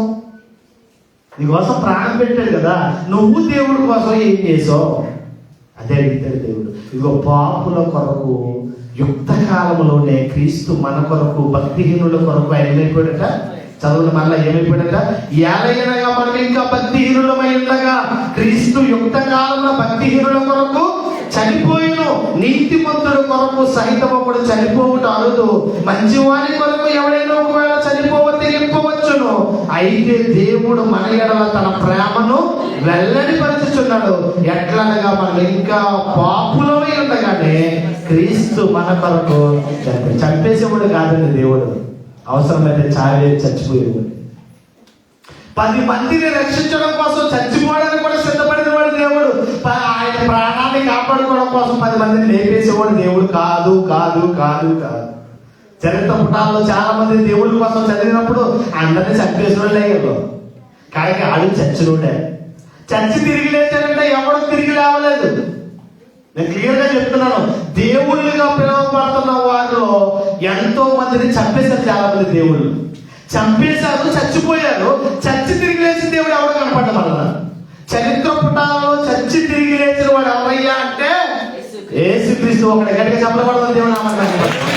యేసుక్రీస్తు సజీవుడైన, ఆయన సజీవుడైన, మరణాన్ని జయించిన మృత్యుంజయుడైన. ఏంటంటే దేవుడికి ఉండవలసిన లక్షణాలు మనం చూడగలిగితే సజీవుడిగా ఆయన ఉన్నాడు. మనందరి కొరకు ప్రాణాన్ని పెట్టాడు, మనం ప్రేమించిన వాడిగా మనకు కనిపిస్తూ ఉన్నాడు. చివరిగా ఒక మాటను చూసి మనం ముగించేసుకుందాం. యెషయా గ్రంథం 53వ అధ్యాయము. యెషయా గ్రంథం 53వ అధ్యాయం. యెషయా గ్రంథం 53వ అధ్యాయం 12వ వచనం చదువుతున్నాను. 53:12 అంటున్నాడు. 53:12 53వ అధ్యాయం 12వ వచనంలో అంటున్నాడు, ఏలయనగా మరణము నొందినట్లు అతడు తన ప్రాణమును ధారపోసెను. ఏం చేసేట? ప్రాణాన్ని ఏం చేసేట? ఎవరి కోసం?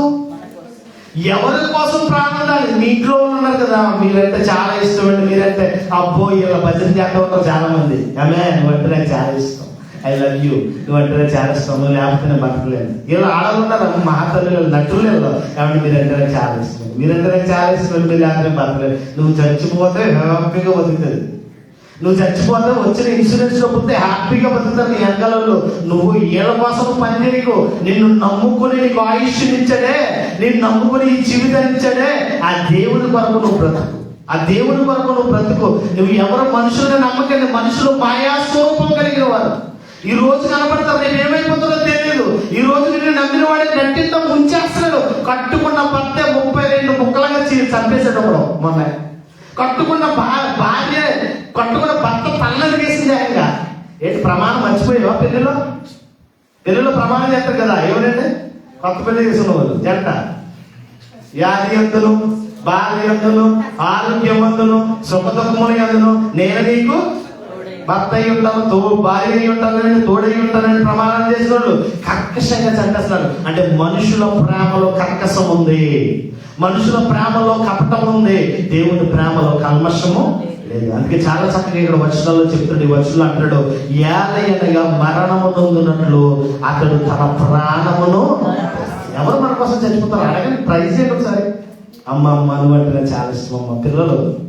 నాన్న నువ్వంటే నాకు చాలా ఇష్టం, నా అబ్బా పిల్లలు. రే మీరంటే నాకు చాలా ఇష్టం రా. తల్లిదండ్రులు, ఎవరైనా ప్రాణం పెట్టిన తల్లిదండ్రులు ఉన్నారా? ఉంటారు, కొంతమంది ప్రేమ కలిగిన వాళ్ళు ఉంటారు. ప్రేమ కలిగి నీ కొరకు ప్రాణం పెట్టే వాళ్ళు ఎవరైనా ఉన్నారా? ఇప్పుడు చాలా మంది కష్టపడే నుంచి డబ్బులు పంపుతున్నారు, ఇంటికి డబ్బులు పంపుతున్నారు. ప్రతి నెల కష్టార్జితనే టైం టు టైం పంపించేస్తున్నారు. ఎంత గొప్ప మాట్లాడుకుంటారో తెలుసా? ఇంటికాడ పిల్లలు, మా అమ్మ ఎంత మంచిదో, మా అక్క ఎంత మంచిదో, మా ఆవిడ ఎంత మంచిదో, మా భర్త ఎంత మంచిదో. డబ్బులు పంపడం ఆపేయండి, నెల 2 నెలలు ఆపేయండి. ఎంత దౌర్భాగ్యం మాట్లాడతారు తెలుసా? అంటే నిన్ను ప్రేమించడం వెనుక నీ ద్వారా ఏదో లబ్ధి, ఏదో లాభం ఉంది. నేను కూర్చోబెట్టి కష్టం లేకుండా పెంచుతున్నాడు కదా నువ్వు ప్రేమిస్తున్నావు. లేకపోతే ప్రేమించవు. ఎవడైనా వేరే వాడైతే ఆడికి వెళ్ళిపోతాడు, ప్లేట్ బనాయించేద్దన్నమాట. ఈ రోజు ఆ టైప్ కాదండి. దేవుడు ప్రేమ శాశ్వతమైన ప్రేమ అయింది. దేవుని ప్రేమ శాశ్వతమైంది. నేను నిన్ను ప్రేమించాలని రుజువు చేయడానికి తన ప్రాణాన్ని ఏం చేసిందట? దారపోసేసాడట. బా, ఇంత గొప్ప దేవుణ్ణి ఎరిగి నా దేవుడు గొప్పవాడు, నా యేసయ్య దేవుడు అని చెప్పడానికి రోగమా?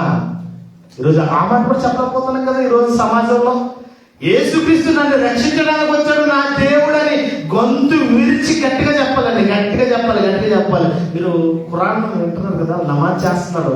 ఆ నమాజ్కి అర్థం ఏంటో తెలుసా? ఆయనే దేవుడు, ఆయన తప్ప వేరొక దేవుడు లేడని బిగ్గరగా కేకేస్తున్నారండి. అనౌన్స్మెంట్ లో ఇమామ ఏమంటారు?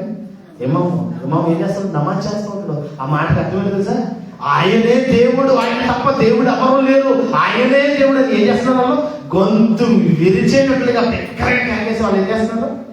మరి మన కోసం ప్రాణం పెట్టిన దేవుడి కోసం మనం ఏం చేస్తున్నాం? ఏం చేయట్లేదు. ప్రార్థన చేస్తున్నాం అంతే, పాటలు పాడుతున్నాం అంతే. పని చేయకపోతే పరలోకం వెళ్ళమండి. క్లియర్గా చెప్తున్నాను, దేవుడి కొరకు పని చేయాలి. ఆయన నిన్ను ప్రేమించాడు, తన ప్రాణాన్నే ఆయన నిన్ను ప్రేమించాడు, ఆయన ప్రేమించేసాడు, ప్రాణాన్నే అట్టి గొప్ప ధన్యత దేవుడు సదాకాలము మనకు దయచేయగాక. ఎత్తబడిన వాక్యం పరిశుద్ధాత్మ దేవుడు మన వినికుల్లో ఫలింపు దయచేయగాక. మోకరిందాం, ప్రార్థన చేద్దాం. దయచేసి మోకరించండి, ప్రార్థన చేసుకుందాం. ప్రార్థన చేసుకునే కార్యక్రమాన్ని ముగించేసుకుందాం. దయచేసి మోకరించండి, ప్రార్థన చేద్దాం. స్తోత్రం దేవా, నీకే వందనాలయ్యా. నా రక్షణ ప్రభువా, నీకే వందనాలు చెల్లిస్తూ ఉన్నాము తండ్రి. హృదయపూర్వకముగా నిన్ను నన్ను